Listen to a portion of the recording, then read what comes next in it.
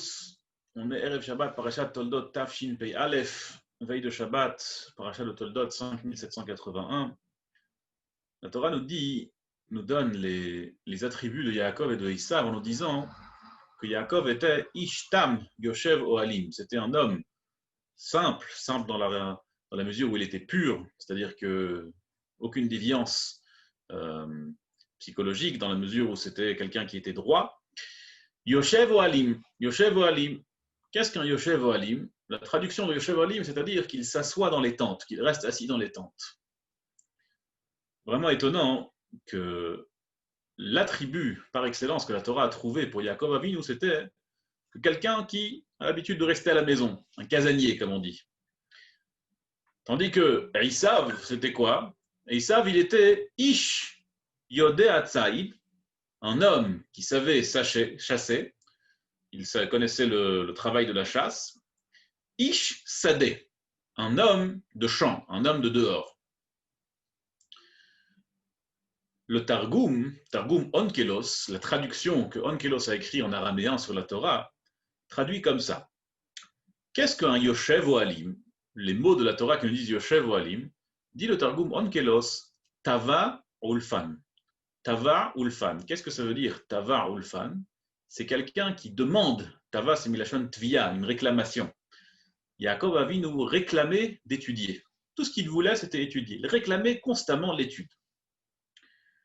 Tandis que Esav, qu'est-ce que le Targum Onkelos, la traduction de Onkelos en araméen sur la Torah nous traduit sur Ish Sadeh, un homme de champ, dit le Targum Onkelos, Gevar Narshir Khan. Gevar Narshir Khan. C'est quoi Gevar Narshir Khan? Donc il y a un Tosfot dans Masechet Baba Kama, dans le traité de Baba Kama, 92b, Tzadik Bet, Amoud Bet, qui nous répond là-bas, qui nous explique que Besarchei, il nous ramène là-bas le pirouche de Rabbeinu Tam, que Narshir Khan, Sarchei, ça veut dire quelqu'un qui est batlan. Qu'est-ce que c'est qu'un batlan? Un batlan, c'est un monsieur qui n'utilise pas son temps bien comme il faut. D'accord? On appelle ça en ivrite, on dit un batlan. C'est un mot qui est vraiment très juste pour désigner quelqu'un qui ne donne pas assez de valeur au temps. Il ne fait pas grand-chose. Il ne fait pas grand-chose de son temps. Un batlan. Donc, Esav, c'était un batlan. C'était quelqu'un qui n'utilisait pas son temps bien comme il faut. Et le contraire de Esav, c'est qui? C'était Yaakov Avinu. Yaakov Avinu, qu'est-ce qu'il était? Il était Yoshev Ohalim. Et Yoshev Ohalim, n'oubliez pas, c'était quoi? C'était Tava Ulfan. Tava Ulfan, c'est-à-dire qu'il demandait constamment l'étude de la Torah. Il demandait constamment de s'approcher d'Hachem. Si la Torah n'a pas trouvé mieux comme attribut pour Esav et pour Yaakov, pour nous les décrire, a priori c'est vraiment ça que la Torah nous fait. La Torah nous décrit Yaakov en disant c'était qui? C'était quelqu'un qui était Tava Ulfan, qui réclamait l'étude de la Torah. Et Esav c'était qui? C'était quelqu'un qui était Batlan, c'était quelqu'un qui ne disait pas son temps.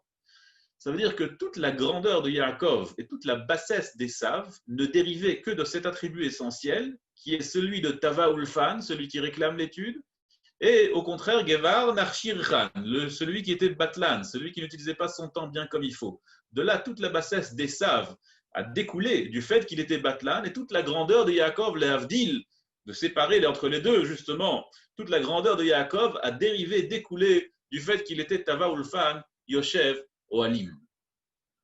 On retrouve dans le Mizmor de David Hashem Ori Veishaï, le Teilim qu'on lit pendant les jours de Elul, les Ashkénazes ils le lisent plus longtemps, ils lisent jusqu'à Shmini Atzeret, on est encore proche de Shmini Atzeret, on est encore proche de Simchat Torah. Il y a un passage très important dans ce Mizmor de Teilim qui dit Achat Sha'al Timeet Hashem, j'ai demandé qu'une seule chose d'Akadosh Baruch Hu, Ota Avakesh, c'est ça que je demande. Shivti beveit Hashem kol yemei chayai. Ota avakesh, c'est ce que je demande. Qu'est-ce que je demande? Je demande Shivti beveit Hashem, de rester dans la maison d'Hashem kol yemei chayai, tous les jours de ma vie. David Amelech, c'est un mevakesh, il réclame, il demande. Et sa demande, c'est quoi? C'est de rester dans la maison d'Hashem tous les jours de sa vie. Il y avait un Rosh Yeshiva de la Yeshiva de Mir qui s'appelait Reb Chaim Shmulevitz. Je ne sais pas si vous avez entendu parler de lui. En tout cas, c'est un très très grand Rosh Yeshiva de la Yeshiva de Mir. Et à l'époque, il a étudié dans une Yeshiva qui s'appelait Yeshiva de Grodna. Et quand il était étudiant dans une Yeshiva de Grodna en Europe, très grande yeshiva, il est parti visiter son oncle, Rabbi Avraham Yafen, qui était le rosh yeshiva d'une yeshiva qui s'appelait Novardok. Yeshiva de Novardok, une yeshiva très connue. Aujourd'hui, il a une espèce de succursale à Armentières, à Buissière.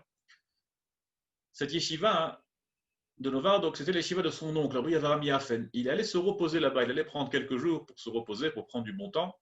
Et comment est-ce qu'on prend du bon temps? On prend du bon temps en étudiant la Torah, évidemment. C'était ça le repos de Reb Chaim Shmulevitz.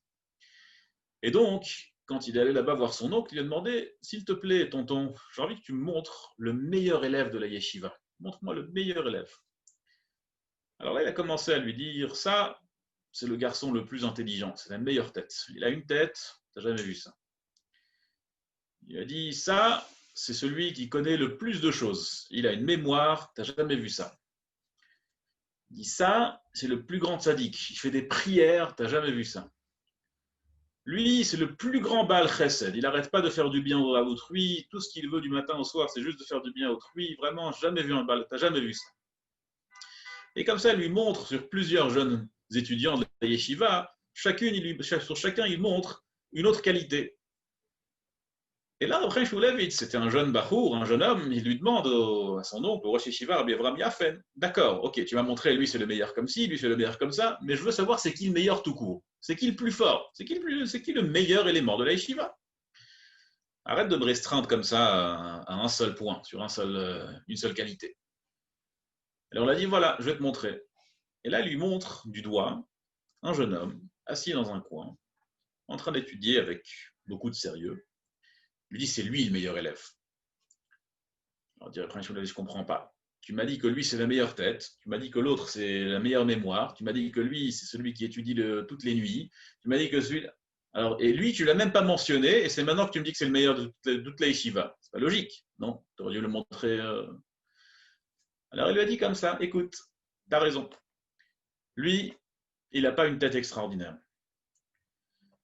Et tu veux savoir, il n'étudie pas beaucoup plus que les autres parce qu'il est faible, il a besoin de dormir. Il a besoin de dormir des bonnes nuits. Donc, ce n'est pas celui qui peut se taper des nuits jusqu'à 4 heures à étudier jusqu'à 4 heures du matin et se lever le lendemain à 7 heures. Il n'est pas capable. Mais tu sais ce qu'il a comme qualité que les autres, ils n'ont pas? Lui, c'est un mevakesh. C'est quelqu'un qui réclame. C'est quelqu'un qui réclame constamment. Il réclame constamment de soi, il réclame constamment à Hachem de s'approcher. C'est le mevakesh. Et le mevakesh, c'est le meilleur bachour de la yeshiva. L'attribut de Yaakov Avinu, la qualité principale, la qualité essentielle qui a fait que Yaakov Avinu soit Yaakov Avinu, c'est parce qu'il était Yoshev Ohalim. Qu'est-ce qu'un Yoshev Ohalim? Tavar Ulfan. Il réclamait l'étude, il réclamait de s'approcher de la Kadosh Baruch Hu. Et c'est ça qui a rendu Yaakov Avinu, Yaakov Avinu. Vous savez qui c'était ce jeune Bachour qui était Mevakesh de la yeshiva de Novardok? C'était Rabbi Yaakov Israël Kanievski, le Staipeler. C'est le père de Rav Chaim Kanievski, qui est devenu plus tard le Staipeler, le Gdolador, le plus grand de la génération dernière, et le père du plus grand de notre génération, qui badel Chaim Tovim jusqu'à 120 ans, Bezrat Hashem de Rav Chaim Kanievski. Et donc, pour résumer, c'est Bidei Kulanu, c'est dans les mains de tout le monde, c'est dans les mains de nous tous, d'être nous aussi des Mevakshim. On demande juste ce qu'on réclame, qu'on soit réellement intéressé de s'approcher de la Kadosh Baruch Hu. Et grâce à ça, on peut tous devenir comme Yaakov Avinu, et comme le Staipeler, et comme Rav Chaim Kanievski. Je vous souhaite à tous Shabbat Shalom et à bientôt. Kol Tov.